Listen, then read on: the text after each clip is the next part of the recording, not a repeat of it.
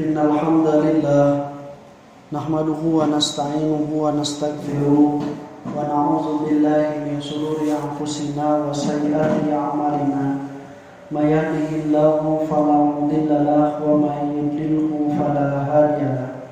Asyhadu an la ilaha illallah wahdahu la syarika lahu wa anna Muhammadan abduhu wa rasuluhu alladzi la nabiyya ba'dahu amma ba'd. Fa ibadallah ittaqullaha haqqa tuqatih wa la tamutunna illa wa antum muslimun. Ikhwatul iman sidang Jumat rahimakumullah. Rasulullah Shallallahu Alaihi Wasallam pernah ditanya oleh seorang sahabat, yang sahabat tersebut suka bepergian, bahkan bepergiannya itu melintasi lautan. Ia kekurangan air. Jika air tersebut dipakai untuk berwudu tiap kali sholat, maka ia akan kekurangan air untuk minum, untuk memasak, untuk keperluan yang lainnya. Maka dia bertanya pada Rasulullah tentang air laut itu, apakah boleh air laut digunakan untuk berwudu? Maka kata Rasulullah SAW, huwa tahuru ma'uhu al-hillu maitatuhu. Air laut itu adalah pembersih yang bisa digunakan untuk berwudu, dan juga dia bangkai yang ada di dalamnya itu adalah halal hukumnya. Ikhwatul iman rahimakumullah, hukum itu di dalam aturan syariat bersifat kekal. Dia tidak akan berubah sampai kapanpun. Maka ketika kita menerima hadis dari Rasulullah SAW yang menyatakan bahwa air laut itu bersih, bisa digunakan untuk berwudu, maka ini sebenarnya adalah bukti dari wahyu Rasulullah SAW. Karena Rasulullah SAW mengatakan itu berdasarkan wahyu. Rasul tidak mengetahui bahwa beberapa puluh, ratus atau ribu tahun kemudian laut-laut yang sekarang ada itu akan berubah mungkin dengan pencemaran, dengan polusi, dengan kotoran-kotoran yang dibuang manusia ke dalam laut. Tapi ternyata Rasulullah SAW tetap mengatakan sampai kapanpun air laut itu suci dan menyucikan. Ikhwatul iman rahimakumullah, laut yang kita tinggali, yang kita lihat bersama dengan daratan, di dalam Al-Quran itu dipisahkan dengan penyebutan kalimat bahrun dan juga disebut dengan kalimat barrun. Laut disebutkan dalam jumlah sekitar 32 kali, sedangkan yang namanya laut daratan disebut dalam jumlah yang lebih sedikit, sekitar 13 kali. Maka ketika dibagi ratakan jumlah 45 itu, maka ternyata 32 dari jumlah 45 itu sekitar 77,11%. Demikian pula kebalikannya, apabila jumlah 12 dari 45 itu adalah 28,22%.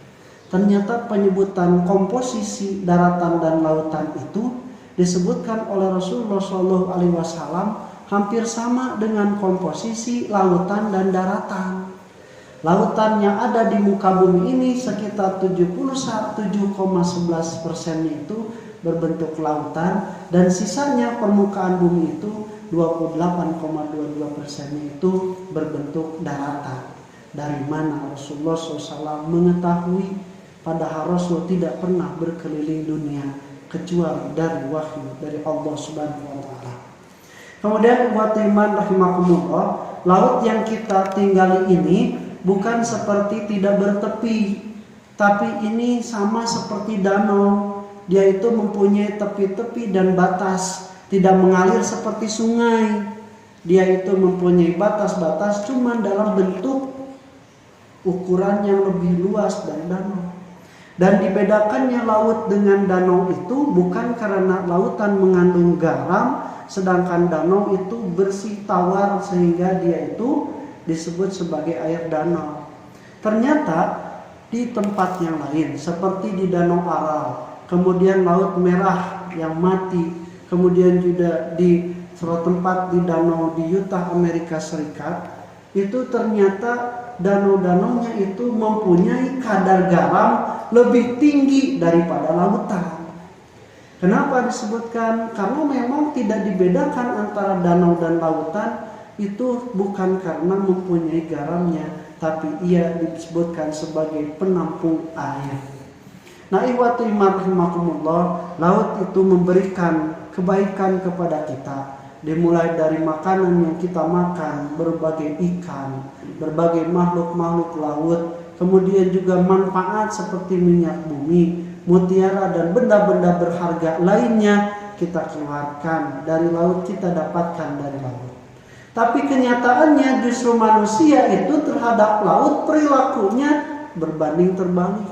Ia tidak lebih memberikan manfaat, tapi justru lebih banyak memberikan madarat kepada laut. Limbah-limbah dari pabrik-pabrik, dari hasil kotoran-kotoran manusia, dari air, kemudian sampah-sampah yang dibuang manusia, baik langsung ke laut atau melalui sungai-sungai yang mengalir dan bermuara ke laut, ternyata mengotori laut. Pertanyaannya, kalau misalnya laut tidak ditakdirkan oleh Allah Subhanahu wa taala bisa membersihkan sendiri airnya, maka mungkin kotoran yang masuk ke dalam laut itu hanya menyebabkan laut itu kental dengan kotoran-kotoran, sampah dan bangkai-bangkai yang mati akibat kotoran yang dibuang oleh manusia. Tapi ternyata ikhwati iman rahimakumullah, Allah secara tashiri, secara penentuan kodoknya telah membuat laut bisa membersihkan dirinya sendiri tanpa campur tangan manusia. Bagaimana laut tersebut bisa membersihkan diri dari kotorannya? Ikhwati iman rahimakumullah, maka Allah Subhanahu wa taala memberikan matahari yang menguapkan air laut tersebut, sehingga air laut yang kita pergunakan, air laut yang kita lihat itu tidak pernah bertambah ataupun berkurang. Komposisi masanya itu tetap tidak pernah berkurang. Sebab lamun bertambah hiji waktu banjir, lamun berkurang surut satu waktu, maka akan terjadi kekeringan.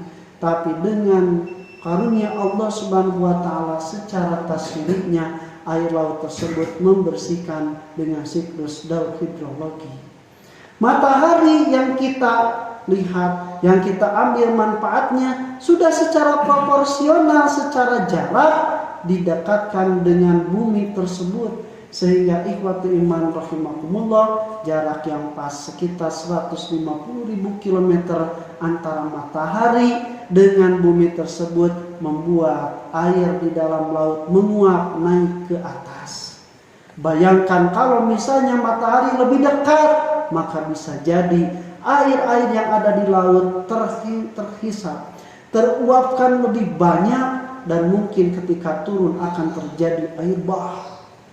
Atau mungkin dijadikan lebih jauh daripada bumi, di mana matahari itu jaraknya lebih jauh daripada bumi, maka yang terjadi tidak akan terjadi proses penguapan air naik ke atas. Ikhwati iman rahimakumullah, tapi dengan tasyiriknya Allah Subhanahu wa taala membuat laut itu bersih. Ia dikeluarkan, ia diuapkan dengan matahari yang bukan hanya menguapkan tapi justru membunuh bakteri-bakteri yang tidak terlihat di dalam udara. Maka manusia ikhwati iman rahimakumullah tidak pernahkah bersyukur, tidak pernahkah berpikir bahwa Allah Subhanahu wa taala lah yang membuat laut sedemikian rupa, dia itu taat kepada penciptanya. Kemudian ikhwati iman rahimakumullah, dari laut yang sudah dibersihkan sedemikian rupa itu, maka manusia tetap dalam keadaan turun lagi dalam tetesan-tetesan hujan, diputarkan oleh angin, kemudian turun sebagai air hujan. Air hujan itu kembali tidak langsung semuanya ke laut, ia turun ke bumi, ke daratan yang dipergunakan oleh manusia, membasahi tanaman, menjadikan manusia bisa meminum air yang bersih, menjadikan manusia bisa mandi, mencuci pakaian, mencuci barang-barangnya, kemudian juga melakukan proses-proses kehidupan manusia sampai dikirim lagi ke laut berupa limbah-limbah dan kotoran. Masuk lagi ke laut, demikian seterusnya. Allah memberikan tasiri, laut tersebut memberikan kebahagiaan, manfaat bagi manusia karena taat pada Allah Subhanahu wa taala, walaupun diperlakukan tidak seperti laut memperlakukan manusia. Ikhwatul iman rahimakumullah. Kita bayangkan kalau misalnya laut tidak bisa mempunyai kemampuan membersihkan diri sendiri, maka manusialah justru yang akan susah. Makanan di laut tidak bisa diambil karena mati. Oksigen yang ditimbulkan, yang dihasilkan 73%-nya dari alga-alga laut tersebut membuat manusia susah untuk bernapas. Kalau bukan tanpa beriman pada Allah Subhanahu wa taala, mana mungkin manusia diperlakukan sedemikian rupa. Barakallahu fiikum.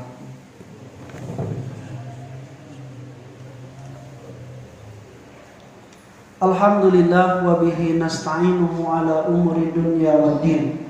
Wala haula wala quwata illa billahil aliyyil azim. Asyhadu an la ilaha illallah wahdahu la syarikalah wa anna Muhammadan abduhu wa rasuluhu alladzi la nabiyya ba'dahu amma ba'd. Ikhwatu iman rahimakumullah. Peristiwa alam yang begitu dahsyat tersebut ternyata sudah digambarkan terlebih dahulu, jauh sebelum ditemukannya ilmu pengetahuan alam.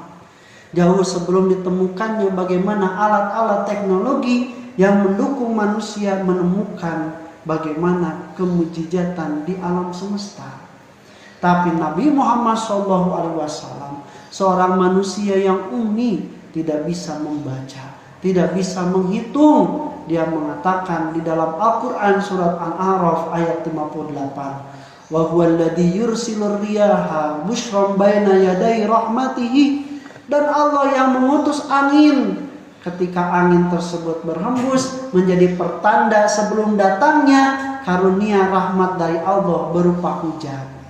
Kemudian faida saqalat sahaban siqalan, ketika awan-awan tersebut sudah berisi uap-uap air yang menjadi tetes-tetes air, maka kami mengirim suknahu ila baladin mayyitin. Kami kirimkan awan-awan yang berisi air hujan itu ke tanah-tanah yang kering.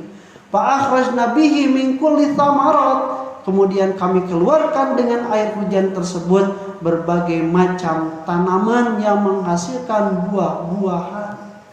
Ikhwatul iman rahimakumullah. Maka yang kedua, ketika Rasulullah SAW ditanyakan, bagaimana ketika seseorang akan sholat harus berwudu tapi airnya tidak ada?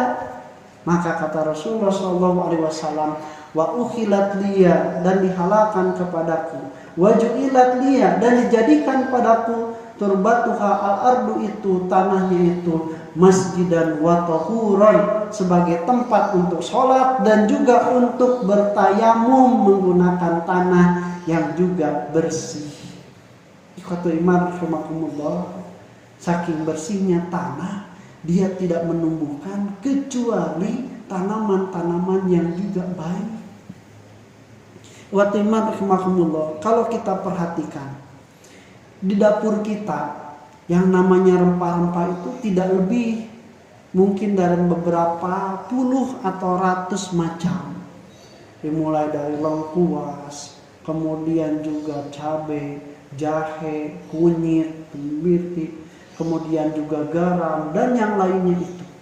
Tapi dari beberapa macam rempah-rempah yang dihasilkan oleh tumbuhan, manusia dengan komposisi tertentu, ukuran yang tertentu, membuat berbagai macam makanan yang manusia sendiri kadang belum tentu bisa merasakan semuanya.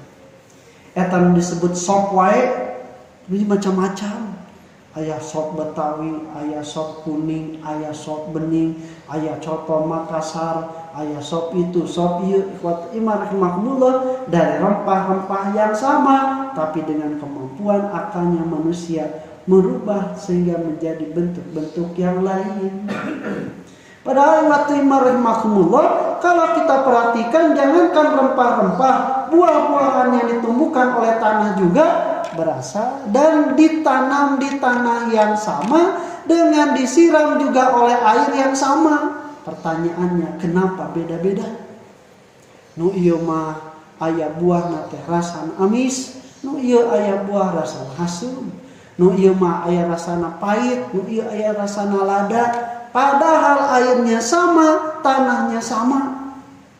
Maka ikhwatul iman rahimakumullah, ternyata tumbuhan-tumbuhan yang ditanam di tanah itu dia tidak mengambil unsur-unsur zat yang ada di dalam tanah secara sama. Zat hara yang dihasilkan oleh tanah tersebut tidak diambil proporsinya oleh sama dari berbagai tumbuhan. Jadi memerenan tangkal ieu mah ambil hanya berapa persen, nu ieu berapa persen, nu ieu lebih banyak, sehingga dia menghasilkan tumbuhan dan tanaman yang berbeda-beda dalam jenis, bentuk, rupa, rasa, warna. Itu diciptakan oleh Allah Subhanahu wa taala dari unsur tadi air yang kedua. Bahkan ketika tanah menyerap cairan hujan yang turun dari langit, dalam hujan tersebut masih terkandung zat garam, tapi zat garam tersebut kalau dihisap oleh tanaman, maka tanaman tidak akan bisa tumbuh dengan sehat. Tapi dengan tanah, ternyata zat garam yang ada pada air hujan yang turun tersebut diserap, sehingga air yang bersih yang diserap oleh akar-akar di dalam tanaman. Ikhwatul iman rahimakumullah, urang mah malakna meureun bisa, nyeborna bisa, tapi ngaluarkeun eta kecambah tina hiji siki anu dipelak saha. Petani hanya sekedar menanam, hanya sekedar menyiram, memberi pupuk, tapi yang mengeluarkan kecambah dari biji yang sama, kemudian mengeluarkan dari kecambah tersebut batang, ranting, kemudian daun dan buah-buahan dalam satu tangkap, tapi berbeda rupa, berbeda rasa. Nu ieu mah sarua buah teh satangkal, tapi nu ieu amis, anu ieu hasem, anu ieu buruk, anu ieu ternyata jadi buah. Ikhwatu iman rahimakumullah, kalau bukan oleh Allah Subhanahu wa taala, dari mana? Dan itu sudah dikatakan oleh Nabi Muhammad, tanah itu bersih. Bagaimana prosesinya? Ternyata tidak lepas dari prosesi bagaimana tasiri Allah, baik berupa air atau tanah, bisa membersihkan sendiri. Tidak terbayang jadinya kalau misalnya air laut dan tanah tidak bisa membersihkan kotoran-kotoran, racun-racun yang ada pada dirinya, maka yang terjadi lautan hanya berupa kumpulan air-air kotor yang kental dengan banyak sampah dan kotoran. Demikian pula tanah hanya berupa dodol-dodol dari kotoran-kotoran yang bercampur ketika di dalam tanah. Tapi dengan tasiri Allah Subhanahu wa taala, baik air atau tanah bisa membersihkan dirinya sendiri. Nah, ikhwatu iman rahimakumullah, Allah Subhanahu wa taala di dalam surat Ar-Ra'd mengatakan bahwa dan dialah juga yang menumbuhkan tanaman itu mutajawiratin, yang bersebelahan, kemudian juga wanakhlu, dan juga ada dari seperti kurma, kemudian kinwanun wa ghairu kinwan, yang bercabang ataupun tidak bercabang, yusqa bima'in wahid. Semua tanaman yang tumbuh di dunia ini hanya disiram dengan satu jenis air yang sama, tapi menumbuhkan bermacam-macam, beratus beribu macam tanaman dan tumbuhan. Watiman rahmatullah, yang terakhir, kalau kita beli mobil, misalnya pick up, mobil tersebut berdasarkan dari pabrik sudah disebutkan bahwa bobot yang bisa ditahannya itu sekitar 3 ton. Kita berikanlah beban kepada mobil tersebut 7 ton melebihi dari kapasitasnya, yang terjadi bukannya jalan tapi rusak. Demikian pula walaupun Allah menciptakan bumi ini, laut, air, tanah itu bisa membersihkan dirinya, tapi satu ketika pada batas dia tidak bisa lagi membersihkan, maka yang terjadi justru adalah kemadorotan yang akan ditimbulkan oleh alam buat manusia. Bukan lagi manfaat, bukan lagi kenikmatan, suatu waktu bencana lah yang akan datang pada manusia. Akibat dari apa? Akibat dari manusia sudah melebihi pada batas bagaimana air dan bumi bisa menerima tingkat kotoran yang dibuang oleh manusia. Maka ikhwati iman rahimakumullah, pertanyaan sederhananya, bumi kalaupun tanpa kita, tanaman ataupun hewan tanpa kita bisa hidup. Tapi kita tanpa tanaman, tanpa hewan tidak bisa hidup. Alangkah rendahnya manusia kalau tidak mempunyai akal dan memposisikan ruhaninya untuk menjadi khalifah, maka dia itu lebih rendah tingkat status kehidupannya daripada tanaman. Cek kasar nama tatangkalan mati diurus ke jadi, tapi manusia tanpa ada tatangkalan mau bisa hidup. Mudah-mudahan apa yang saya sampaikan bisa menjadi tafakur bagi kita, menjadi ibrah bagi kita, menghargai alam dan juga menghargai yang menciptakan dan juga mengurus alam, yaitu Allah Subhanahu wa taala. Dengan demikian tidak ada alasan bagi kita tidak mau beribadah kepadanya sementara begitu banyak kebaikan yang diberikan. Aqulu qouli hadza wa astaghfirullah li wa lakum. Rabbana la tuzigh qulubana ba'da idh hadaitana wa hab lana min ladunka rahmatan innaka antal wahhab. Wassalamu alaikum warahmatullahi wabarakatuh.